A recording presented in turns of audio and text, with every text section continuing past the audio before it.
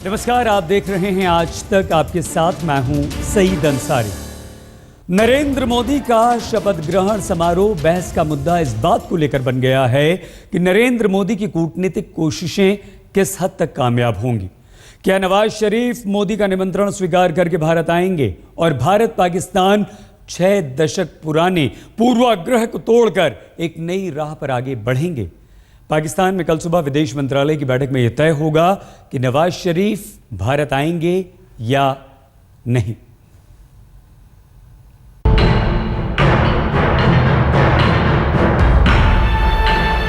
रिश्तों की बंद गली में उम्मीदों का एक दरवाजा खुलता दिख रहा है।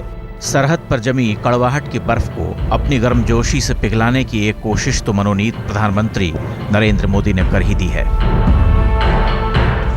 सार्क के राष्ट्राध्यक्षों के बहाने ही सही, मोदी ने पाकिस्तानी प्रधानमंत्री नवाज शरीफ को अपने शपथ ग्रहण समारोह के लिए न्योता भेजकर एक नई पहल की है।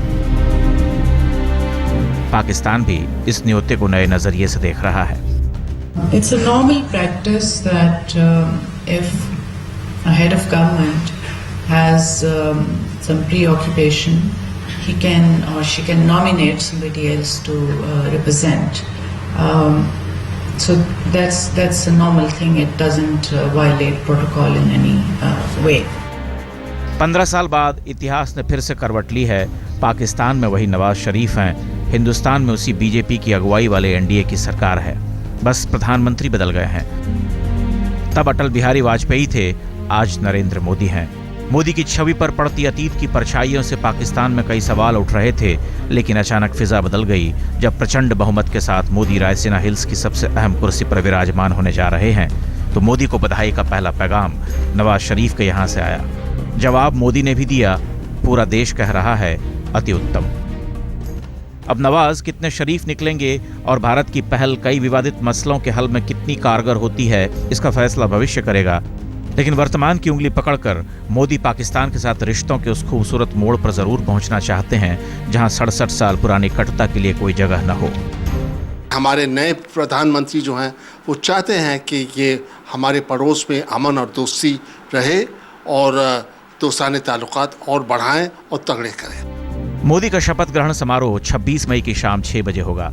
अभी शरीफ के पास ये फैसला करने का समय है कि वो खुद आएंगे, राष्ट्रपति को भेजेंगे या किसी नुमाइंदे को, या फिर नहीं आएंगे, ठीक उसी तरह जैसे नवाज शरीफ के न्योते पर पिछले साल मनमोहन सिंह नहीं गए थे।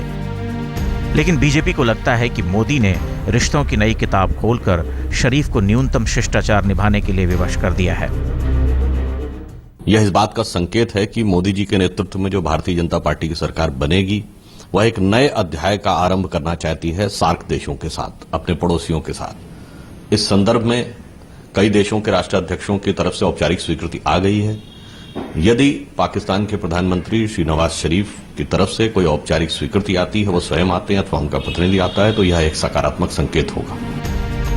बहुत जल्द साफ हो जाएगा कि मोदी का निमंत्रण नेह और विश्वास की पाती में बदलता है या पूर्वाग्रहों के पिछले दशकों में फंसकर दम तोड़ देता है। अनु जैन रोहतगी के साथ अशोक सिंघल, दिल्ली, आज तक। 2014 के चुनाव ने बीजेपी को पूर्ण बहुमत दिया और नरेंद्र मोदी को यह मौका कि वो अपनी मर्जी की नीतियों पर आगे बढ़ सकें, देश चला सकें। उन्होंने शपथ ग्रहण समारोह में पाकिस्तानी प्रधानमंत्री नवाज शरीफ को न्योता देकर एक मास्टर स्ट्रोक खेला है। अब गेंद उनके पाले में। दुनिया की नजर मोदी के इस न्योते पर है। नवाज आएंगे तो शराफत ठुकराएंगे और अगर ऐसा हुआ तो होगी उनकी फजीहत।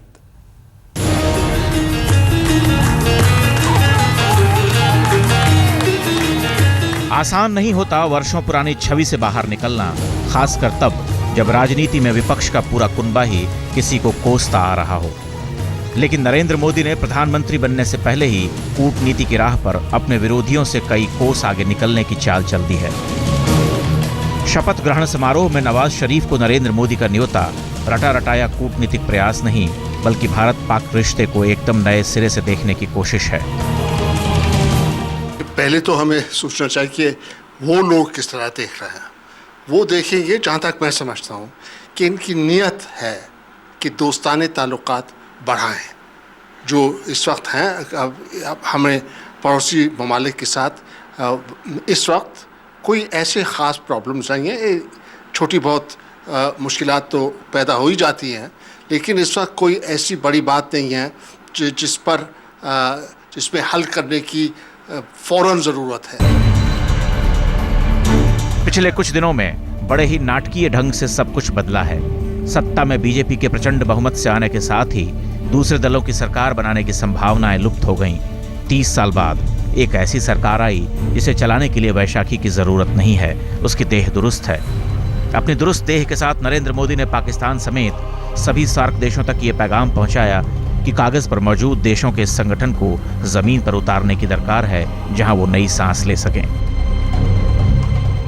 सभी लोग ये डर रहे थे पूरी अंतर्राष्ट्रीय कम्युनिटी में कि मोदी बहुत विंडिक्टिव होंगे, मोदी के आते ही पाकिस्तान से संबंध बिगड़ जाएंगे, मोदी के आते ही सख्त हैं बांग्लादेश से, इस तरह की जिस तरह के उन्होंने स्टेटमेंट में दिए थे कि हम बहुत सख्ती से डील करेंगे। मैं समझता हूँ वो डील भी सख्ती से करेंगे। ये बहुमत बरसों बाद आया है और बरसों बाद ऐसा नेता भी सामने आया है जिसे दुनिया भर के हुक्मरान आशा भरी नजरों से देख रहे हैं। मोदी ने गर्म लोहे पर हथौड़ा मारा है। सार्क देशों के बहाने नरेंद्र मोदी ने संदेश अमेरिका को दिया है, चीन को दिया है और उन तमाम देशों को दिया है जो भारत के बड़े बाजार को हमेशा विराट संभावनाओं की दृष्टि से देखते हैं। चाइना से वो इकोनॉमिक कॉपरेशन चाहते हैं और बिजली की और जो इलेक्ट्रिसिटी की उन्होंने बात की, पावर की जो दो बात, खास तौर से ऊर्जा की जो बात की है, उसमें चाइना एक बहुत इंपॉर्टेंट कंपोनेंट है। इसलिए कि हिंदुस्तान चाहता है कि बिजली का यहाँ पे बनाई जाए, ऊर्जा पैदा हो, तो यहाँ का लोकल जो मैन्युफैक्चरिंग है वो आगे बढ़ेगी। सार्क देशों पर एक तरह से चीन का दबदबा है, जबकि स्थापना और उद्देश्य के लिहाज से भारत इन देशों के लिए कहीं ज्यादा महत्व रखता है। ये अलग बात है कि पिछले कुछ वर्षों के दौरान सार्क अप्रासंगिक होता गया है, लेकिन अब नरेंद्र मोदी की पहल से इस बात का संकेत जाता है कि भारत के सभी पड़ोसी देश उसे बड़े भाई की तरह देखना शुरू कर सकते हैं। हालांकि चुनाव में चारों खाने चित्त हो चुकी कांग्रेस के लिए मोदी का यह प्रयास एक सामान्य कूटनीतिक औपचारिकता है। स्वाभाविक रूप से हर सरकार का अधिकार होता है कि देश के अंदर वो किन मेहमानों को बुलाना चाहते हैं, देश के बाहर से किन को बुलाना चाहते हैं, और वो देश की तरफ से आमंत्रित होते हैं, तो ये कोई ऐसी बात नहीं है। नरेंद्र मोदी ने एक छूटे हुए तार को पकड़ने की कोशिश की है, वो तार जिसे अटल बिहारी वाजपेयी ने भारत और पाकिस्तान के बीच बांधा था, लेकिन रंज की तपिश में तार जलता रहा। अब भी खूंटियां वही हैं, खूंटियों के नीचे की जलती जमीन वही है, आसमान वही है, बस हवा का रुख बदल गया है। दिल्ली से मौसमी सिंह के साथ आज तक ब्यूरो। इस पूरी कवायद में जो नकारात्मक है वो है नवाज शरीफ का इतिहास। नवाज शरीफ ने अटल बिहारी वाजपेयी के विश्वास का गला घोंट दिया था। बीच के कई वर्ष आतंकवादी हमलों की भेंट चढ़ गए और अब नरेंद्र मोदी ने नई पहल की है, लेकिन सबसे बड़ा सवाल ये कि क्या मोदी की पहल को शरीफ की शराफत मिलेगी? भ्रष्टाचार, महंगाई और 10 साल पुरानी सरकार को ढोकर परेशान हो चुके भारत के लोक ने अपना नया नायक चुना। मोदी के बवंडर में विपक्ष तिनके की तरह उड़ गया और भारत को एक मजबूत सरकार मिली। तबाही के कगार पर खड़े पाकिस्तान की जनता ने भी 1 साल पहले लोकतंत्र में आस्था जताई और नवाज शरीफ को चुना। लेकिन पिछले 1-1.25 साल में संबंध जस के तस रहे। अब मोदी ने नई पहल की है। जानकार नरेंद्र मोदी की तारीफ कर रहे हैं। हमारा दृष्टिकोण यही है कि बॉल पाकिस्तान के कोर्ट में है, क्योंकि अगर आतंकवाद हो रहा है तो वहाँ से आ रहा है।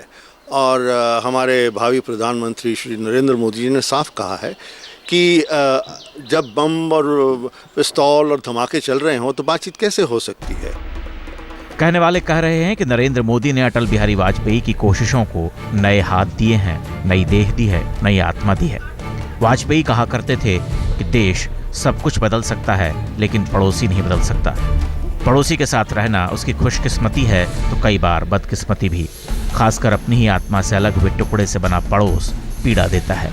लेकिन नरेंद्र मोदी की पहल को ज्यादातर लोग सकारात्मक मान रहे हैं।